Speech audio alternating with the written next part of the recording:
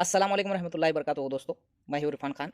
आज का जो वीडियो है मेरा, इसमें आप लोगों की जो जुस्तजू है, बहुत सारों को जो है इस बारे में जो कन्फ्यूज़न है वो है ईडब्ल्यूएस रिजर्वेशन या ईडब्ल्यूएस का सर्टिफिकेट। इसका फ़ायदा कैसा होता है किसी भी गवर्नमेंट जॉब में की तैयारी के दौरान, और उसका इस्तेमाल कैसे किया जाता है। सेंट्रल ईडब्ल्यूएस और स्टेट ईडब्ल्यूएस से दो टाइप है। सेंट्रल ईडब्ल्यूएस की बात छोड़ दो, फिलहाल ईडब्ल्यूएस जो स्टेट का होता है ये बहुत मेन होता है, क्योंकि वहाँ पर एज लिमिट कम होती है, तो वहाँ बेनिफिट्स मिले ना मिले वो अलग बात है। मैं स्टेट ईडब्ल्यूएस की शुरुआत करूँगा। इसमें मैं होल एंड सोल आपको बताने की कोशिश करूँगा आसान भाषा में। जो महाराष्ट्र में मेरे सब्सक्राइबर जो देख रहे हैं वो भी इसको बहुत जो है गौर से देखें, और जो ऑल इंडिया में लागू है ईडब्ल्यूएस, तो तमाम जो बाहर के लोग देख रहे हैं वो भी अपने जो है क्वेश्चंस पूछ सकते हैं। शुरुआत करते हैं सर्टिफिकेट कैसे बनाया जाता है। सर्टिफिकेट बना मैं आपको डिजिटली तरीके से एडिट करके वगैरह वो जो सामने जो ये होता है वैसा फिलहाल मैं बता नहीं सकता, क्योंकि मेरे पास सोर्सेज की कमी है। आप जो है मेरे ऐसी जो है मैं जो बोल रहा हूँ उसी पे से समझ लो। ठीक है, कहाँ मिलता है? मिलता है ये हमारा ब्लॉक जो होता है, हमारा जो तालुका होता है, अपने महाराष्ट्र में जो तालुका कहते हैं, जिसको सब डिस्ट्रिक्ट भी बोलते हैं हम, तो वहाँ पर ये मिलता है तहसीलदार के थ्रू। ठीक है, तहसीलदार के थ्रू ये मिलता है, तो इसके लिए प्रोसेस क्या है।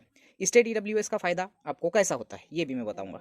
स्टेट ईडब्ल्यूएस का फ़ायदा शिक्षण यानी कि एजुकेशन में भी होता है, एडमिशन्स के लिए गवर्नमेंट में, और जॉब के लिए भी। फिलहाल हम एस्पायरेंट्स है गवर्नमेंट जॉब के, यानी कि स्पर्धा परीक्षा कॉम्पिटेटिव एग्जाम की तैयारी कर रहे हैं, और हमारे महाराष्ट्र में आई है शिक्षक भर्ती, और हमारा चैनल है खासकर उर्दू मीडियम को बताने वाला कि कहाँ पर क्या होता है। तो फ़ायदा कैसा? जो तुम्हारी तहसील है, जो तुम्हारा तालुका है, हमारा जो तालुका होता है, वहाँ पर जाकर सबसे पहली फुर्सत में हमको हमारा इनकम सर्टिफिकेट बनाना होता है। अब जो स्टेट ईडब्ल्यूएस तुम बना रहे हैं, अब हम महाराष्ट्र वाले हैं, तो यहाँ पे फिलहाल में आपको एक एकत्रित कुटुंब का दाखला लेना होता है। ठीक है, एकत्रित कुटुंब का दाखला यानी एक जो हमारा पूरा कुटुंब है उसका वो देता है तलाठी। तलाठी के पास से वो लेकर हम जाते हैं। अब मैं बता रहा हूँ धीरे धीरे, ये आम लोगों की बात कर रहा हूँ। जो गवर्नमेंट सर्विस पे है उनके लिए भी ईडब्ल्यूएस कैसा बनाना, जो ऑलरेडी जिनके घर वाले सर्विस पे है। तो पहली तो शर्त है 8 लाख के अंदर इनकम हो हमारा साल का। ठीक है, एकत्रित कुटुंब का दाखला ले लिए, वहाँ से फिर गए हम तहसील में। हमारे पूरे डॉक्यूमेंट कौन कौन से डॉक्यूमेंट होते हैं हमारे पास? सबसे पहले सबसे ऊपर में डॉक्यूमेंट होना हमारी जो टीसी है उसकी जेरॉक्स, हमारा आधार कार्ड उसकी जेरॉक्स, हमारा राशन कार्ड उसकी जेरॉक्स। उसके बाद में आ जाओ 1967 के पहले का प्रूफ। 1967 के पहले का प्रूफ मतलब क्या? हम तो 1967 में पैदा ही नहीं हुए थे। तुम्हारे दिल में ये भी सवाल आ रहा होगा, और ऐसे सवाल मुझे कमेंट बॉक्स में पूछे भी।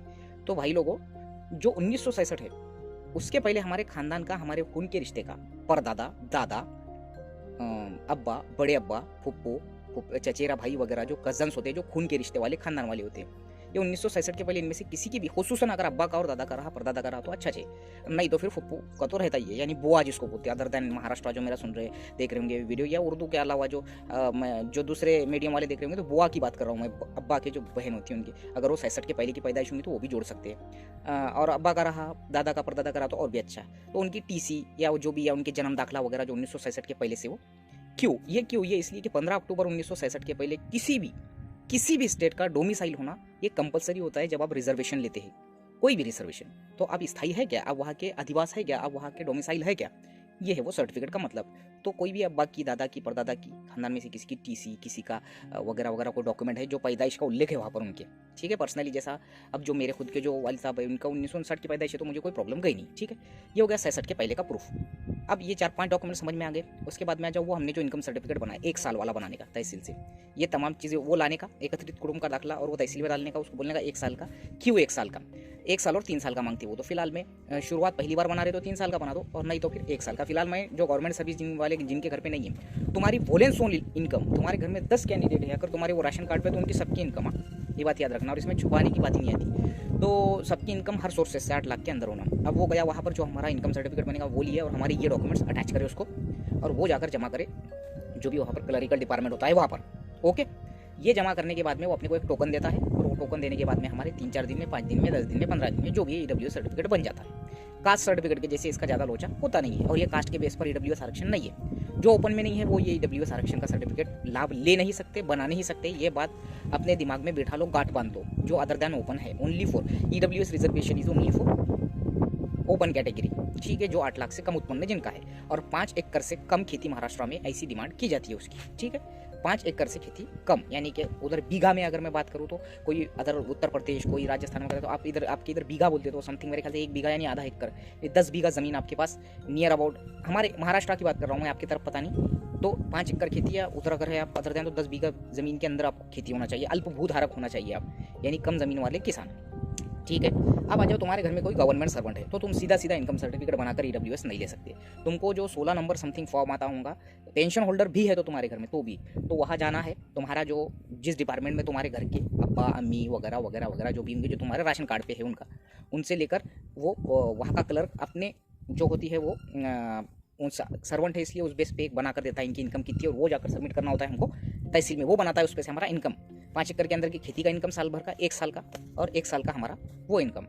अब ये जो ईडब्ल्यू सर्टिफिकेट जो गवर्नमेंट सर्विस जिसके घर में है, जिनको है, उनके बच्चे फ़ायदा लेना चाहते हैं तो ऐसा, तो 8 लाख के अंदर ही इनकम होनी चाहिए होल एंड सोल, ये बात याद रखो। वो गए, वो जमा करे और वही डॉक्यूमेंट जोड़ के वैसे लगाए, टोकन लिया, अगले 10-15 दिन में मिल जाता। 31 मार्च को हर साल ईडब्ल्यूएस सर्टिफिकेट एक्सपायर हो जाता है। अपने बच्चे उर्दू मीडियम वाली बात ध्यान में रखो, बार बार रिपीट एक ही सवाल जो है एकदम अजीब टाइप के करने में कोई फायदा नहीं है। 31 मार्च को हर साल ईडब्ल्यूएस सर्टिफिकेट एक्सपायर हो जाता है। 1 अप्रैल से 31 मार्च के दरमियान में और दूसरा बनाना होता है। वजह यह है कि तुमको हमारा आर्थिक वर्ष जो होता है, इकोनॉमिकल साल जो है हमारा 31 मार्च को एंड होता है और 1 मार्च से इनकम का न्यू सेशन शुरू होता है, इसलिए तो तुमको जब बनाना होता है। अब जो सर्वेंट नहीं है, जो कारोबारी है, बड़े कारोबारी है, तो इनकम टैक्स रिटर्न वगैरह के बारे में वो ज़्यादातर पूछते हैं। अगर तुम्हारे घर में इनकम ज़्यादा होंगी तो इनकम टैक्स रिटर्न भरते क्या, ये भरते क्या, वो भरते क्या, आमतौर पे तहसील में पूछते हैं। अब हमारे साइड में तहसील में जैसा अब मिडिल क्लास वाले ही आ रहे, लेकिन मैंने बहुत सी जगह ये प्रॉब्लम देखा। तो इनकम टैक्स रिटर्न वगैरह तुम बड़े व्यापारी होंगे, तुम ईडब्ल्यूएस बना रहे तो तुमको रिटर्न का पूछते, लेकिन अब वो अपने अपने तहसील पर डिपेंड है। बहुत से तहसीलों में सतारे भी, तो जो डॉक्यूमेंट्स मांगते हैं 5-7 वो दे देने का। मैंने जैसा प्रोसेस बोला वो। अब इसका बेनिफिट क्या, अब तुम्हारे हाथ में आ गया ईडब्ल्यूएस सर्टिफिकेट। जब तुम्हारी एडवर्टाइजमेंट आती है तो वो बोलता है कि चालू साल का ईडब्ल्यूएस सर्टिफिकेट है क्या, तो वहाँ कर देने का यस। सर्टिफिकेट नंबर पूछता वो नंबर डाल देने का। एमपीएससी ने कंपलसरी कर दिया, महाराष्ट्र पब्लिक सर्विस कमीशन ने, सर्टिफिकेट नंबर डालना, ठीक है। तो है क्या, तो यस कर देने का। और उसके बाद में अब यहाँ से होता तुम्हारा फॉर्म प्रोसेस शुरू। जैसा कि दूसरे कास्ट को, जैसा कि ओपन की 500 रुपये फीस है, तो अगर कास्ट की 300 है तो तुमको ईडब्ल्यूएस में 300 लगेंगी। हालांकि तुम ओपन में, लेकिन ओपन के ईडब्ल्यूएस कैटेगरी में हो गया। जैसे कास्ट को 43 साल तक चांस होता है कोई भी गवर्नमेंट जॉब हासिल करने का, वैसे तुमको भी मिलेगा। हालांकि अपन ओपन में है, ओपन से ईडब्ल्यूएस अपने को मिला क्योंकि 8 लाख के अंदर मेरी इनकम है, ऐसा अपन वहाँ बता रहे हैं। वहाँ एक प्रतिज्ञा पत्र भी होता है, उस पर साइन करना होता है। इसलिए मैं बोल रहा हूँ जो अदर दैन ओपन है वो ईडब्ल्यूएस सर्टिफिकेट ना बनाए, ठीक है। और ये फिर आ जाता है, तुम ऐसे ओपन में रहे तो 38 साल की उम्र का चांस मिलता है, और अगर ईडब्ल्यूएस में रहे ओपन से तो 43 साल। अब आ जाओ बात एडमिशंस में। एडमिशंस में ईडब्ल्यूएस का कोटा 10% होता है। सेंट्रल गवर्नमेंट का फायदा उठाना है सेंट्रल गवर्नमेंट से, तो सेंट्रल गवर्नमेंट का दोनों भी एक साथ बना लो। सेंट्रल गवर्नमेंट का तो मेरे ख्याल से तुम यूज भी नहीं करते होंगे, भरते भी नहीं होंगे फॉर्म, तो बनाओ भी मत। महाराष्ट्र का बना दो, स्टेट का बना दो, ठीक है। आ जाओ, अब अपनी अपनी असल बात आ गई। अब एडमिशन एमबीबीएस नीट वगैरह वगैरह वगैरह में तमाम में ईडब्ल्यूएस आ रहा है। जैसा भी जो भी आ रहा है, तो थोड़ी बहुत मेरिट कम लग के हो जा रहा है, ठीक है। अब वो है सुप्रीम कोर्ट में मामला ईडब्ल्यूएस का, ये बात सच है, कड़वी है मगर सच है। ईडब्ल्यूएस का मामला फिलहाल में कोर्ट में है, वो कोर्ट में केस है। वो मामला अभी क्या आएगा, जो भी डिसीजन आएगा, लेकिन फिलहाल में तो सुरक्षित है ईडब्ल्यूएस का। जिससे जहाँ से जैसा जो फायदा मिलता वो उठा लो, किंतु परंतु पे ध्यान मत दो। अब आएंगे असल पॉइंट, शिक्षक भर्ती। शिक्षक भर्ती में भी वही फायदा मिलेगा। चपरासी से लेके महाराष्ट्र में क्लास 1 तक सब में वही फायदा मिलेगा। अब इसमें मैं ये कोई गारंटी नहीं दे सकता कि ईडब्ल्यूएस की मेरिट कम आती क्या, ऐसा कुछ भी नहीं रहता। रोस्टर के हिसाब से वैकेंसीज आती रहती ओवरऑल महाराष्ट्र में, चाहे वो चपरासी की हो चाहे वो क्लास 1 की हो। यानी 10% रिजर्वेशन है, इसका मतलब कि भाई उसकी ये जाएंगी मेरिट कम, ये गुमान में मत रहो। अगर पूरे महाराष्ट्र में शिक्षक भर्ती निकली और उर्दू मीडियम में, मैं उर्दू मीडियम की मिसाल देता, ईडब्ल्यूएस की जगह आई समझो 50 और कैंडिडेट रहे 400, तो क्या तुम उसकी मेरिट कमाएंगे बोलेंगे क्या? नहीं, क्योंकि एक जगह को कम ज़्यादा 80 बच्चे आ रहे हो तो मेरिट कम रहेंगी क्या? नहीं। ऐसी ओपन की हालत थी, ऐसी हर कास्ट की रहती। ओबीसी की भी कमाएंगे ऐसा हम गुमान कर सकते हैं क्या? जगह कितनी आएंगी तुम वो एडवर्टाइजमेंट में ईडब्ल्यूएस की कितनी जगह देखेंगे, ये बहुत डिपेंड करता। तो फायदा उठाओ उम्र का या फिर फीस का वगैरह वगैरह वगैरह, और फॉर्म भरना कि नहीं भरना ये तुम पे डिपेंड है। ईडब्ल्यूएस में तुम ओपन के लिए भी एलिजिबल है, इसमें कोई शक नहीं। कोई भी कास्ट वाला कभी भी ओपन में फॉर्म भर सकता है, लेकिन उसने वो एज लिमिट क्रॉस नहीं करने होना। जैसा कि मिसाल के तौर पे तुम बोलेंगे ईडब्ल्यूएस में तुम्हारी उम्र 39 चल रही है और तुम ओपन में अप्लाई करते बोलो तो तुम नहीं कर सकते। तो ये बहुत सीधी सिंपल सी बात है, लेकिन ईडब्ल्यूएस के लिए बहुत फायदेमंद है। ईडब्ल्यूएस वाले जो है, जो भी बनाना चाहती है वो बना लो। अदरवाइज ये वीडियो ईडब्ल्यूएस रिजर्वेशन एकदम आसान भाषा में बोलने की कोशिश करा मैंने।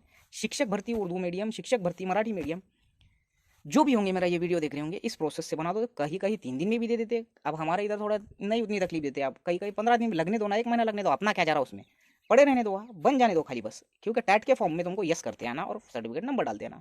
ये वीडियो अच्छा लगा होगा तो शेयर करो, और जो बाहर स्टेट में मेरा वीडियो देख रहे होंगे अदर देन महाराष्ट्र, तो वो भी शेयर करो। यही प्रोसेस होती है रिजर्वेशन में और यही फ़ायदा होता है, और सेम फ़ायदे वहाँ पर होते हैं। कहाँ पर? सेंट्रल गवर्नमेंट में, लेकिन CTET एक्सेप्ट नहीं करता है EWS को। ये बात गांठ बांध लो, आप दिमाग में समझ लो कि CTET नहीं है, CTET लेता नहीं EWS reservation 10% quota. Otherwise video अच्छा लगा तो ज़्यादा से ज़्यादा शेयर भी करो, कमेंट भी करो, लाइक भी करो और सब्सक्राइब तो खास कर करो। अस्सलाम वालेकुम।